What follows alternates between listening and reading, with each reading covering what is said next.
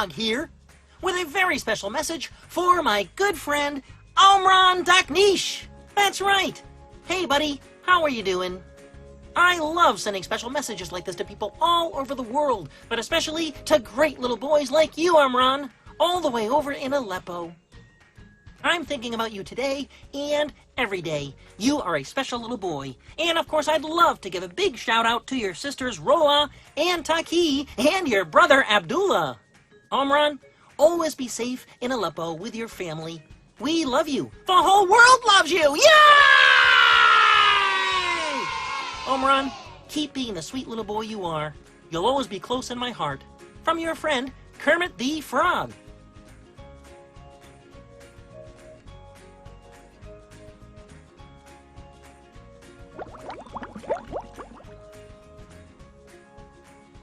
I love you, Omran.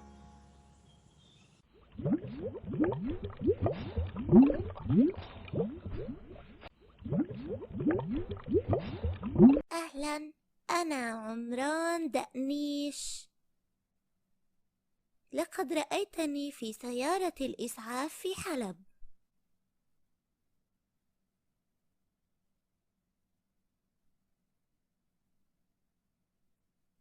عندما أطاحت الطيارات الجوية بمنزل عائلتي. أنا بأمان الآن. أردت أن أجيب على تساؤل شخص ما حول مشاعري عن نفسي وعن عائلتي عن طريق قول أنا بخير وأنا أحبك أيضا يا ديفيد.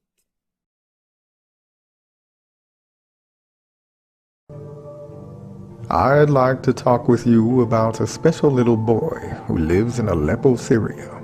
His name is Omran Daknish. He and his family were injured during airstrikes in Aleppo during the summer of 2016. Everyone in the world saw him, and even the presidential candidates discussed him. The heartbreaking video of a 5-year-old Syrian boy named Omran sitting in an ambulance after being pulled from the rubble after an airstrike in Aleppo focused the world's attention on the horrors of the war in Syria, with 136 million views on Facebook alone. But there are much worse images coming out of Aleppo every day now, where in the past few weeks alone, 400 people have been killed, at least 100 of them children. Just days ago, the State Department called for a war crimes investigation of the Syrian regime of Bashar al-Assad and its ally, Russia, for their bombardment of Aleppo. That picture of that little 4-year-old boy in Aleppo with the blood coming down his face while he sat in an ambulance is haunting. I am asking you to remember him and his family. They should never have had to endure this. No one should.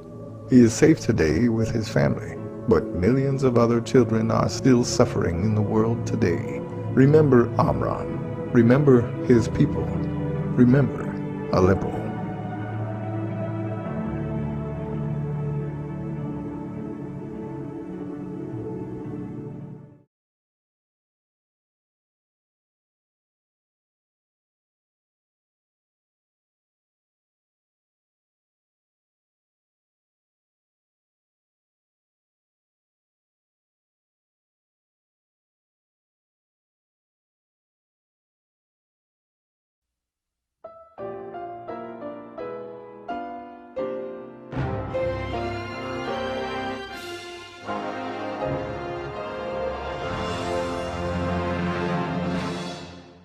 In August of 2016, a small boy in the city of Aleppo, Syria was seriously injured by Russian and Syrian airstrikes over his city. His sister and brother were also injured. That night the world saw him in the ambulance. Now the famous director, George Lucas, has released this true and revealing story about the moments before and after the tragedy took place. See what Omran's life was like before we saw him that night and how he has recovered since the attacks in Aleppo. How children all across Syria were affected by the attacks, and today the city, though rebuilt, still suffer the trauma of those moments in time when bombs struck their homes across this city called Halab.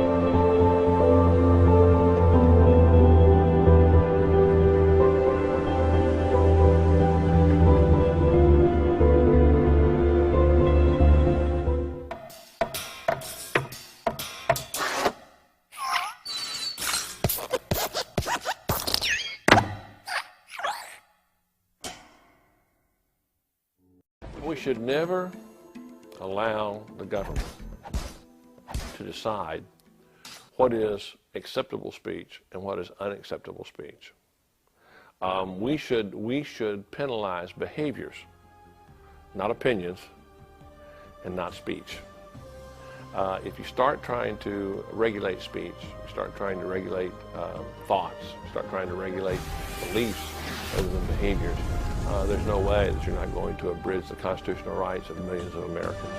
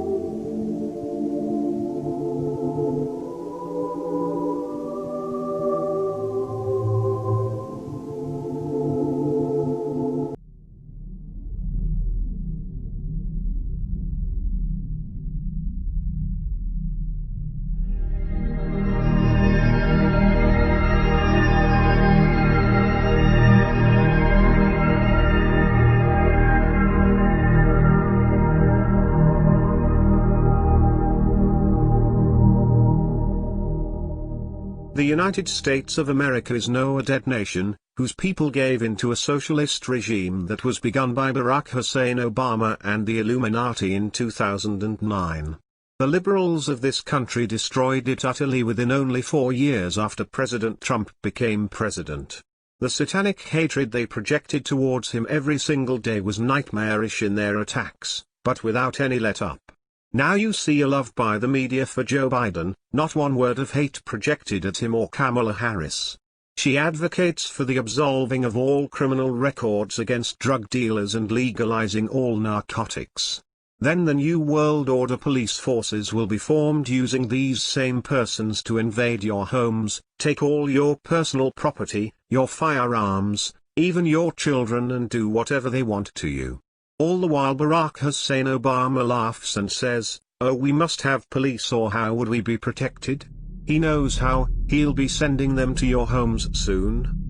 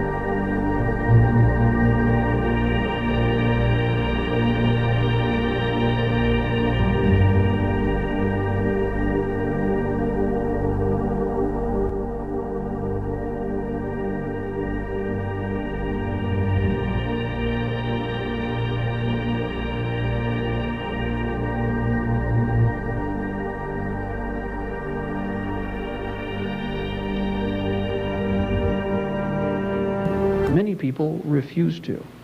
And so we will revert back into slavery. With the constitutional republic, we have the capability and the power to free ourselves now, to break the chain, break the cycle. To do so, though, we have to decide as citizens what we're going to do. We have to decide personally within ourselves. We have to, despite what most people might say about this, ask God for guidance. If we do not, as a people, ask for guidance, we will fail. It is the most important issue to concern ourselves with what is happening now. God will deal with the problems of the future. We have to deal with the temporal life that we are existing in at this time. And because of this, our Constitution, our Bill of Rights, which were granted, those powers granted to us by God, have to be maintained by us, utilizing God as our strength, as our guidepost, as our steel, as our iron rod.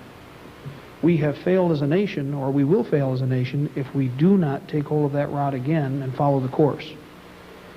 There are many people in this country who will not listen to what we're talking about here. I am not worried about them. Many. These people are like the population that existed in the United States in 1775. Do not be concerned for them. They'll tag along, or we'll have to ship them overseas when the time comes. I can think of many glorious socialist regimes who will be more than happy to take in a few more slaves. I don't say that we hang them or shoot them. There's a lot of people who'd like to do that. I think the best punishment is to brand their butt, give them one piece of luggage, and ship their hind end overseas where they can live out the rest of their lives outside this constitutional republic and see how we flourish from afar. Because given the opportunity, we can be, and we will be the finest nation on this planet. And with the republic, we can go on to become an even greater power. But without the republic and without our personal rights, we are nothing. Why, I've asked this many times, do you think that everybody on this planet wants to come here? There are many other places on this planet they could go. There are many other forms of government. We as a minority, and we will always be a minority, by the way, I think, as a minority, we are still the flowering example of opportunity, no matter what anybody says. Everybody would like to grasp a part of this, and we have the capability to do that. But we have to hang on to those documents which were given to us in the first place. If we do not have the Bill of Rights, the rest is moot. If we do not support the Constitution, we shall fail. These people that I'm talking about, the MJTF police, FinCEN, the UN forces that are here, have no comprehension of our form of government. They come from governments alien to us. They come from governments that are a threat to this form of government, to this nation. That does not mean that they will always be our enemies. That does not mean that they're necessarily ruthless aggressors that will always be ruthless aggressors. There are people that will change within their mechanism, but until they change, we cannot come halfway. Halfway means losing half the Constitution. What part are you willing to give up? What part are we willing to surrender of this nation? What state? Which one of our constitutional amendments are we willing to throw into the kitty, so to speak, so that we get a little piece of something else from the other side? And the first thing I'd have to ask is this: what can the other side offer us? Absolutely nothing. That's more important than anything else right now, is to understand there can be no compromise concerning this action. Is it unacceptable that UN forces be here? Most assuredly. Is it illegal? If you will recall, we have a little thing called Passe Comitatus. Under Passe Comitatus, it is virtually illegal for military forces to be used as law enforcement agencies inside the United States. And yet right now we have military forces in several parts of the country being used as law enforcement. Probably the best example in 1990, which we came across, and this has to do with the ski mask again. Guy with a ski mask jumps into your house. You have no idea who he is. He's wearing a black uniform and it has 3 letters on it. And you don't know what any of those 3 letters stand for. When this takes place, how do you know where he came from? He comes in, they lay you on the floor, they virtually rape your house, they rape your privacy, they go into your bedroom, they go into your children's rooms, they destroy property, they take property for private profit. When they are done, they leave. You never have any idea who they are. And then they go back to Europe or they go back to Asia and they spend what they've stolen. These people were training ranger units as law enforcement agency forces in 1990 through 91, utilizing the ski mask mechanism. In Fort Hood, Texas, these forces were training with the local sheriff's department in confiscation and seizure policies. Important to remember, because Again, posse comitatus was not overridden. Remember, the president must override posse comitatus, and it can only be for a very short and temporary time. Very short. Special situation, not an undeclared internal war. In addition to this, it should be remembered that this type of situation existed in 1775. This is the exact same thing our forefathers experienced. A foreign military force was injected into the United States, not willingly on their part necessarily, and many of them came over to our side down the road. But this force's mission was to do exactly what these people are doing now. The first two battles of the American Revolution, it must be remembered, were fought for what? Taxes? No. Were they fought because we were worried about tea? No. The order was to confiscate all shot, powder, cannon, and individuals who possessed them. The first two battles of the American Revolution were fought for the same reason that we are fighting in parts of this nation right now, the possession of coercive force. When the government possesses all of the coercive force available, you have what? A police state. Doesn't make any difference. Take your choice of colors or uniforms. If the government possesses total coercive force as a monarchy, as under Pharaohism, under socialism, communism, fascism, it is a police state. We fortunately had founding fathers who understood the capacity of man and his greed. And because of that, we were given the inalienable rights that were laid down. Now, they also understood that we might lose them. And there's an interesting statement that Jefferson made. The beauty of the Second Amendment is that it would not be needed until they tried to take it. Now, that's pretty prophetic, because he understood exactly why we had the arms. It wasn't for hunting, it wasn't for fishing, it wasn't for can plinking, though certainly those are ways to train. The objective was to protect us from tyranny first and foremost, more so than anything else. Tyranny can come in any color, shape, and form. It can come at any time. It knows no boundaries. If given the opportunity, it will overwhelm you and enshroud you with its power. It should be understood, to give you an example of how this works, here's tyranny in the making. The PL 100-690, here's a copy of it. PL 100-690 was the camel's nose which allowed the government to do most of what we are moving into now. PL 100-690 incorporated no-knock search warrant, house-to-house search and seizure clause, the money change, which everybody better be very worried about, because with the money change comes control of your lives totally.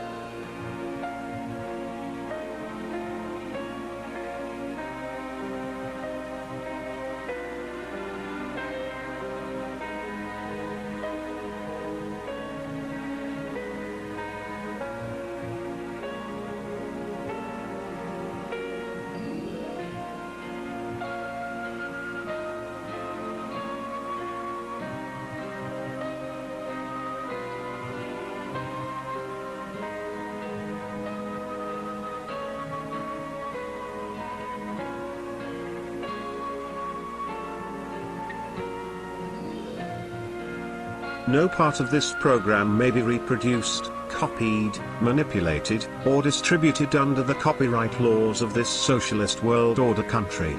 Anyone violating this law will be subject to corporal punishment. Tortures incurred would including a paddling, a spanking, a whipping, or a beating at the discretion of your dictatorship magistrate office. In the North American Union it would be under the stipulation of Kamala Harris or Joe Biden, Barack Hussein Obama's minions.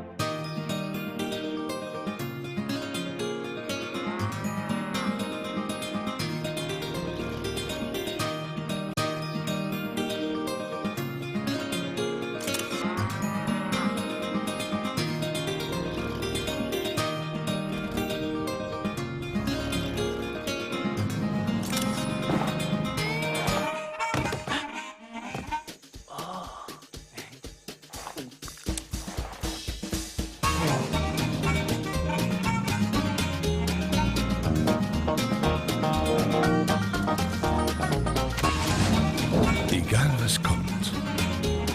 Volkswagen Service. Damit Ihr Volkswagen ein Volkswagen bleibt.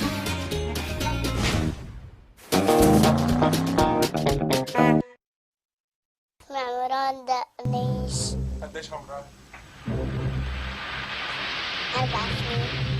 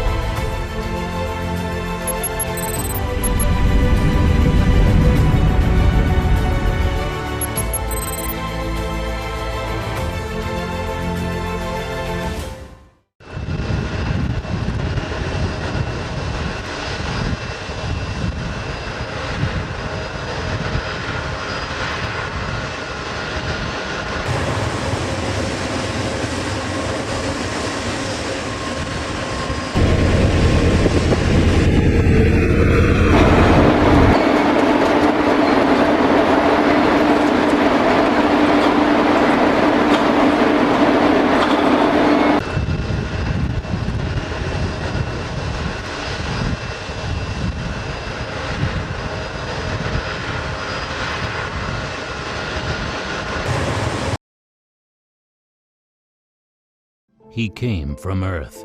He was only 4 years old. He was the son of a diplomat. He was a time traveler and the first ever to visit another world.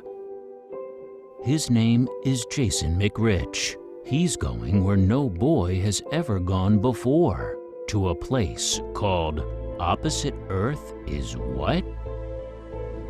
Now on DVD and Blu-ray. Don't you think this has gone too far?